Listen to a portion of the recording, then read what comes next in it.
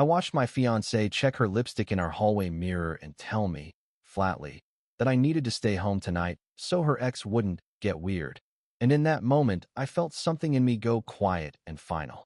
Hey friends, please subscribe and turn on notifications, like this video, and leave a comment with your impressions. This will be a great help. Thank you. We never tire of reminding you. It's all thanks to you. It was late October in Portsmouth, New Hampshire, the kind of shoulder season weather where the wind off the water smells clean and sharp, and everyone pretends it's still warm enough for patios. I was 36, an operations supervisor for a small marine supply company, and my life was the most boring version of stable. Early mornings, spreadsheets, team meetings, a commute that took 12 minutes if the bridge cooperated. Brianna was 33 and worked in fundraising for a regional hospital foundation. She was smart, polished, and good at making people feel important. That was part of why I fell for her. When she looked at you, you felt like you were the only person in the room. We'd been living together for a year in a second-floor apartment above a quiet insurance office. Old hardwood floors, slightly crooked door frames, a kitchen that always ran cold in winter. We were planning a spring wedding. Not someday planning. Real planning. Deposits. Contracts. Calendar reminders. A guest list that had started a small war between her mother and my sister. For a few months, the only thing that fell off was her schedule. Fundraisers aren't 9 to 5, I get that. But it wasn't just late events. It was the way her phone started living face down. The way she'd step onto the back porch to take calls even when it was windy enough to slam the screen door. The way she'd get dressed with a little more intensity than usual. Extra time on hair, perfume she saved for special nights. Then tell me it was just a donor thing. The first time I asked, she smiled like I'd made a cute mistake. You don't need to worry about it, she said, light and casual. It's not your world. That sentence lodged in my ribs. Not because it was cruel, exactly. Because it was a small boundary line drawn for no reason. The day everything cracked started ordinary. I had a morning inventory call, then swung by the bank on my lunch break to deposit a check for our wedding savings account. We'd agreed to put equal amounts in every payday. It was one of those adult, responsible rituals that makes you feel like you're building something. When I got home, Brianna was in the bedroom with the closet doors open wide like she was staging a boutique. A navy dress I'd never seen was draped over the chair. Her heels were lined up like soldiers.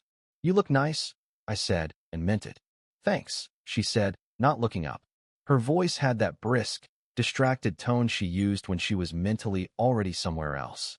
What's the event? She paused for half a second, then said, The Harborview Gala. That's tonight? I thought it was next week. She finally looked at me, and her smile didn't reach her eyes. They moved it. Last-minute change. Okay, I said. Do you want me to come? I can wear the charcoal suit.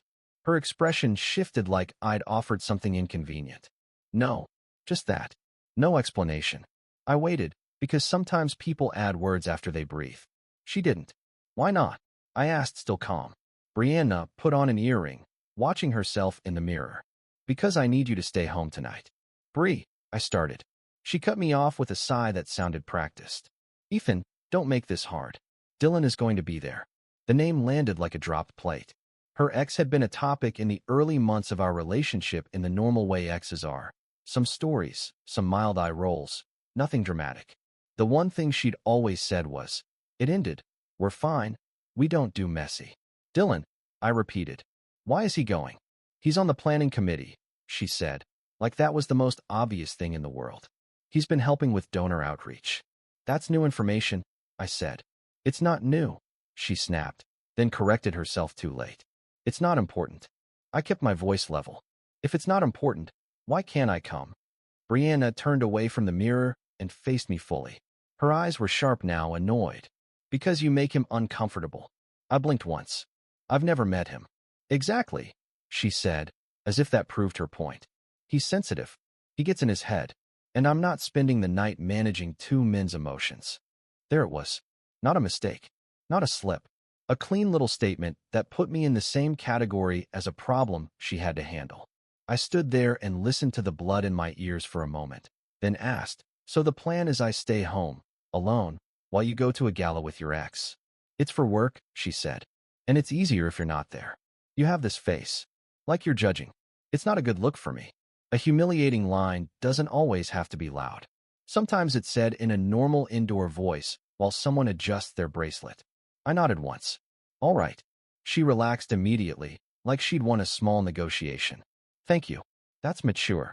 I didn't respond to that. I just watched her gather her clutch and check the time. She kissed my cheek on her way out, quick and performative, and said, "We'll talk tomorrow. Don't spiral." The door clicked shut. Her perfume lingered for a minute and then faded. I stood in the middle of our living room, looking at the little stack of wedding brochures on the coffee table. A sample invitation with our names and script. A seating chart draft covered in my handwriting. The folder labeled Spring that held the venue contract we'd signed. 2 weeks earlier, I'd put down a non-refundable ring deposit upgrade because Brianna wanted a particular setting. Not a different ring. The same ring, but more substantial. The jeweler, Sutter and Lane in Newburyport, had emailed me the invoice. I'd paid it from my card because my credit limit was higher and we planned to reimburse from the joint account. 3 days earlier, we paid the first deposit on the venue at a waterfront event space in Rye. The contract was in my name because I'd been the one available to sign during their office hours. Brianna had laughed about it. "Look at you, Mr. Responsible," she'd said, and squeezed my arm. In that quiet apartment, I realized the wedding wasn't a celebration anymore. It was leverage, a shiny thing on the horizon that kept me saying yes to smaller humiliations. I didn't feel rage. I felt clarity. I sat at the dining table, opened my laptop, and pulled up my email. The subject line was easy to find. Rye Harbor Pavilion, deposit receipt / spring date hold. I opened it, read the cancellation policy again, and then did what I do at work when there's a problem. I made a list and handled it in order. First, I called the venue. It was 4:12 p.m. The office manager, Marjorie, answered in a pleasant voice. "Hi," I said. "This is Ethan Caldwell. I have a contract for May 17th under my name. I need to cancel the reservation." There was a pause. "Oh, I'm sorry to hear that. May I ask why?" "No," I said, not harshly, just plainly. "I'm requesting cancellation per the contract." Marjorie clicked her keyboard. "Okay, your initial deposit was $2,000. The contract states the administrative fee of $500 is non-refundable if canceled within 90 days of signing." "We signed 3 days ago," I said. "Right," she said. "So you will receive $1,500 back. Refunds process within 7 to 10 business days to the original card." "That's fine," I said. "Please email confirmation of cancellation." "I can do that," she replied, and her tone softened. "Again, I'm sorry." "Thank you for your help," I said, and ended the call. Then I pulled up the vendor spreadsheet Brianna and I had been building. Photographer, caterer, DJ. The only other deposit we'd placed was the photographer, $700 paid from my card after a consultation call. The email subject line, Seacoast Photo Collective, retainer invoice number 2117. I forwarded it to myself with a note. Cancel. I emailed them first because it was after business hours. "Hello, this is Ethan Caldwell. Please cancel our booking for May 17th. Contract is under my name. I understand the retainer may be non-refundable. Please confirm cancellation in writing. Thank you." Short. No drama. Then I opened the jeweler invoice, Sutter and Lane, setting upgrade deposit. The amount, $1,200. The policy, refundable within 7 days if work had not begun. I checked the date. Day 5. I called. A man named Peter answered. I kept my voice steady. "Hi, Peter. I'm calling about invoice SL 8842. I need to cancel the setting upgrade and request a refund. Work hasn't started yet." He asked a couple of questions, verified my information, and said, "We can refund it. It will go back to your card in 3 to 5 business days. Please email the cancellation confirmation," I said. "No problem," he replied, and I heard genuine sympathy in his tone. People in wedding-related businesses can recognize a certain kind of phone call without being told. By 5:03 p.m., I had 2 written confirmations in my inbox and 1 pending. Each one was lawful. Each one was tied to a contract in my name, paid on my card. No sneaking, no hacking, no revenge. Just me stepping out of a commitment that no longer made sense. Next was the living situation. Our lease was month to month after the first year, with both our names on it. The landlord, Ms. Ortega, was strict but fair. She'd always said she wanted everything in writing. I drafted an email. Hi, Ms. Ortega. I'd like to discuss ending my tenancy at 12 Fleet Street. I can provide 30 days notice per the lease. Please let me know the process for removing my name and transferring to Brianna Larkin if she qualifies, or terminating the lease entirely. Thank you, Ethan. Then I sent it. It was 5:19 p.m. I didn't know yet whether I would stay or leave, but I knew I would not be sharing a bed with someone who could casually tell me to stay hidden for her ex's comfort. I grabbed a duffel bag and packed slowly, methodically. Not the whole closet. Not anything that could turn into a fight. Only what was clearly mine. A week of clothes, my laptop, my toiletry kit, my work boots, the small wooden box my father had given me when I turned 18. I left the furniture. I left the kitchen stuff we'd built together. I left the framed photos on the wall because I didn't want to stare at them in a different room. Before I zipped the bag, I took my passport and the folder with my important documents from the desk drawer. I also took the binder with the wedding contracts. It was in my handwriting, my organization. It was mine. I didn't leave a dramatic note. I left a single sheet of paper on the kitchen counter with one sentence. I'm staying elsewhere tonight. We will talk tomorrow. Then I drove to my friend Calvin's place in Dover. Calvin was 41, a quiet guy with a spare bedroom and a habit of letting people have their dignity. When he opened the door and saw the bag, he didn't ask for details. You can take the back room, he said. Bathrooms down the hall. Thanks, I said. My voice almost sounded normal. He nodded once. Food's in the fridge if you get hungry. I slept like someone had turned off a buzzing appliance in my head. The next morning, my phone lit up at 7:06 a.m. Brianna, where are you? I didn't answer right away. I made coffee at Calvin's kitchen table, quiet, not ceremonial, and watched the steam rise while I decided how to handle it. At 7:14 a.m., I texted, I'm safe. We'll talk later today. Immediately. This is ridiculous. Then, Dylan was there for work. You're acting insane. Then, come home. I stared at the screen and felt nothing. Not numbness. Just the clean, simple absence of trust. At 8:32 a.m., Ms. Ortega emailed back. Subject, release. She wrote that she could remove me with a signed addendum from both tenants and proof that Brianna qualified on her own income. If Brianna didn't qualify, the lease would terminate with 30 days' notice, and the security deposit would be handled after inspection. Standard. Clear. Lawful. I forwarded it to myself and saved it as a PDF. Receipts weren't weapons. They were clarity. Around noon, the photographer replied to my cancellation email. Confirmed, Ethan.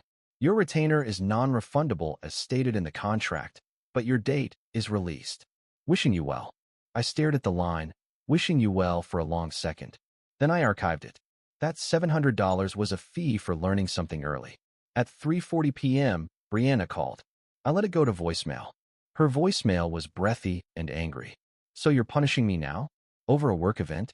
You're really going to blow up our whole life because you couldn't sit at home for one night. I listened once, then saved it. At 4:15 p.m., I returned to the apartment, not sneaking, not tiptoeing. I knocked before using my key because I wanted everything about my behavior to be unimpeachable. Brianna yanked the door open like she'd been waiting behind it. She looked tired, mascara smudged, hair pulled back, wearing an oversized hoodie that used to be mine. What is wrong with you? She demanded. I stepped inside and set my keys on the entry table. We need to talk. No, she said, stepping closer. You need to explain why you disappeared like a child. I looked at her for a moment and kept my voice even. I didn't disappear. I left for the night. Because I went to a gala, she snapped. A gala that helps fund cancer care, by the way, but sure, make it about you. I nodded once. It wasn't the gala. Her eyes narrowed. Then what? The part where you told me I couldn't go because your ex might feel weird, I said. And the part where you said I make you look bad. Brianna threw her hands up. I was trying to keep the night smooth. Dylan is involved with donors. I can't have tension. Tension, I repeated. I hadn't even met him. She rolled her eyes. Men can sense things. He knows how you are. How am I? I asked. She opened her mouth, then closed it, then said the quiet, ugly thing anyway. You're possessive. You act like you own me. I nodded slowly. Okay. That annoyed her more than if I'd argued. Don't do that, she said. Don't act calm like you're the reasonable one. I am calm, I said. And I'm not debating labels. I'm telling you what's happening next. Her eyes flicked toward my duffel bag, which wasn't there. Where did you go? Calvin's, I said. Oh my God, she scoffed. So you ran to your little buddy to turn me into a villain. I didn't, I said. He gave me a bed. That's it. Brianna crossed her arms. Fine. So you made your point. Come back. We'll move on. I reached into the binder on the counter, my wedding binder, and pulled out the printed venue contract. I didn't slam it down. I placed it between us like a document in an office. I canceled the venue, I said. Her face changed instantly. You did what? I canceled it yesterday, I said. I have confirmation emails. The refund will process in about a week. Brianna stared like she couldn't understand English. You had no right. The contract is in my name, I said. The deposit was on my card. Her voice jumped an octave. We were getting married. I looked at her and kept my tone steady. A marriage doesn't start with me being told to stay out of sight, so another man feels comfortable. That's not what I meant, she said quickly, and now the minimization started. It was one night. One event. You're twisting it. I'm not twisting it, I said. You said the words. You looked at me and told me to stay home because it was easier for you. Her eyes flashed. So what? You're throwing me away because of one sentence. It wasn't one sentence, I said. It's what it revealed. Brianna's anger snapped into blame. This is because you're insecure. You can't handle that my job involves people. You can't handle that I have a past. I shook my head once. I can handle reality. I can't handle disrespect dressed up as professionalism. She stepped closer, voice lower, meaner. You think you're so mature, but you're just cold. You always have to be the guy with the paperwork, the guy with the rules. I held her gaze. Rules are what keep things clean. Clean, she mocked. You want clean? You want to look perfect? Fine. You win. Congratulations. Tears appeared suddenly, like a switch flipped. I love you, she said, voice breaking. I was trying to protect my work. I was trying to protect us. I didn't move toward her. I didn't touch her. If protecting us means excluding me, then it isn't protection. She covered her face for a second, then looked up with wet eyes. Dylan didn't even matter. He was just there. He's been helping with the committee. He's been. Stop, I said quietly. She froze. She wasn't used to me cutting her off. I'm not asking for more details, I said. I'm not investigating. I'm not interrogating. I'm telling you I'm done planning a life with someone who can treat me like an inconvenience. She stared. So that's it. That's it, I said. Brianna's face hardened again. Where are you going to go? You can't afford this place alone. I nodded toward the email thread on my phone. I've already contacted Ms. Ortega. We have options. Either you qualify for the lease alone, or we give notice and both leave. We'll handle it like adults. Her jaw clenched. You're actually doing this? Yes, I said. She looked around like she needed an audience. This is insane. I stayed steady. I won't argue about it. She snatched her phone and started typing aggressively, like she was calling reinforcements. Fine, she said. I'll tell everyone what you did. I'll tell them you bailed. You can tell them whatever you want, I said. I'm keeping everything in writing. That line hit her. Her eyes narrowed. So you're threatening me now? I'm not, I said. I'm being careful. I packed a second bag that afternoon, still only my things. I took my tools, my personal files, my clothes. I left shared items. I photographed the condition of the apartment, walls, floors, appliances, because that's what you do when a lease is about to change and you want the deposit handled fairly. Then I emailed those photos to myself. Timestamped. Quiet. That night, after I left again, the contact attempt started. At 10:18 p.m., I got a call from an unknown number. I answered, and a male voice said, Ethan? I paused. Who is this? It's Dylan, he said, like that should mean something. Brianna is spiraling. I'm trying to help. My stomach did a slow, unpleasant roll, but my voice stayed flat. This is not your problem. He scoffed. Look, man, she told me you're controlling. But you're really going to cancel a wedding over a fundraiser? I'm ending this call, I said. Do not contact me again. Wow, he said sharp. You're proving her point. I hung up and blocked the number. At 7:44 a.m. the next morning, I got an email from Brianna with the subject line, please. In the body, she wrote a paragraph that bounced between apology and accusation. I said something stupid. You always do this. You always shut down. I need you to come home. You're humiliating me. I replied once, short and clear. We will communicate about lease logistics only. Please use email for that. Ethan. At 2:11 p.m., her sister Tessa texted me. Bree says you're having a breakdown and punishing her. Can you please talk to her like a human? I stared at that message and felt the familiar pressure of people trying to turn boundaries into cruelty. I typed back, I'm fine. This is a relationship decision. I won't discuss details. If Bree needs to coordinate lease paperwork, she can email me. Then I muted the thread. That was 3 attempts. The ex, the email, the intermediary. There were more. I didn't engage. Over the next week, reality did what it always does. Ms. Ortega asked Brianna for income verification. Brianna didn't qualify a loan without a cosigner because her base salary was lower than she'd implied, and a lot of her income came from unpredictable bonuses. That wasn't my problem. It was just a fact. Brianna tried to pivot and say I should keep the lease and she'd figure it out later. I declined, in writing, and offered the lawful option. We give notice and both leave, or she finds a qualified roommate and takes over with landlord approval. Clean choices. Meanwhile, the canceled venue triggered social fallout she hadn't anticipated. When you book a waterfront pavilion for spring, you tell people. You post vague little things. You start collecting addresses. Brianna had told her coworkers. She'd told donors who loved to be in on personal life details. She'd told her mother, who had already ordered custom place cards. The story changed depending on who she talked to. Sometimes I was stressed. Sometimes I was jealous. Sometimes I was having commitment issues. None of it mattered. People who believed the worst of me without asking were not people I needed in my life. The quiet karma wasn't dramatic. It was administrative. The venue refund hit my account on day 8, $1,500, exactly as promised. The ring-setting refund hit on day 4, $1,200. The photographer retainer stayed gone. I accepted it. Brianna, on the other hand, had already promised her mother she'd cover some wedding expenses that weren't refundable: dress alterations, invitation samples, a catering tasting deposit she'd paid separately. Without the wedding moving forward, those bills didn't become magical.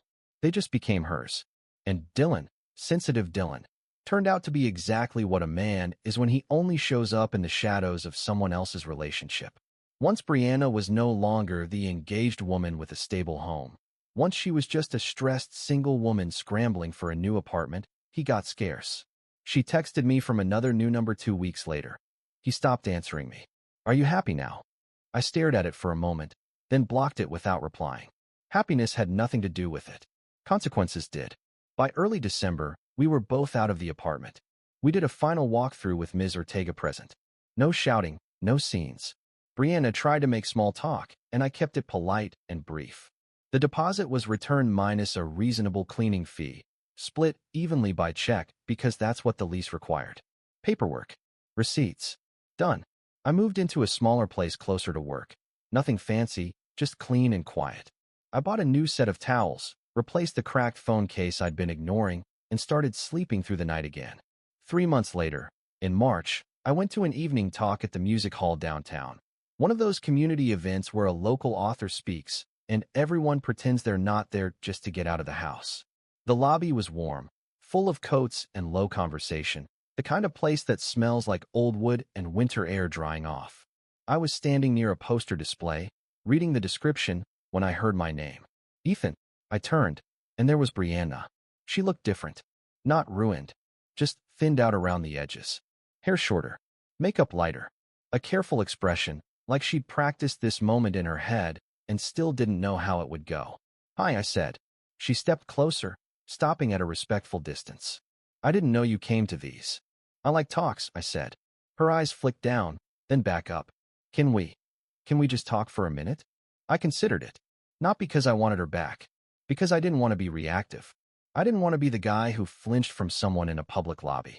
1 minute, I said. Brianna swallowed. I messed up, she said. I handled everything wrong. I let someone from my past get too close because it made me feel important, I guess. And then I made you small to keep that feeling. That was ugly. I nodded once. Yes. Her eyes filled slightly, but she held it together. I'm in a different place now. I'm renting a room in Greenland. My job is fine, and I know I don't deserve it, but I miss you. I miss us. I wish we could start over. I looked at her, and I felt something I hadn't felt in months: gratitude. Not for her pain, for the fact that I could stand there and feel calm. No heat, no pull, just the quiet certainty of a door that had closed. I hope things get easier for you, I said. But we're not starting over. Brianna flinched like the words stung. So there's nothing. There's nothing, I said gently. I'm not angry. I'm just finished. She nodded slowly, like she was trying to accept a reality she didn't control. Okay, she whispered. I'm going to go inside, I said. She stepped back. Of course. I walked past her and into the auditorium, found my seat, and let the lights dim. I didn't look over my shoulder. I didn't need to. If you've ever had a moment where someone tried to make you smaller so their choices felt easier, tell me in the comments how you handled it and what you wish you'd done differently.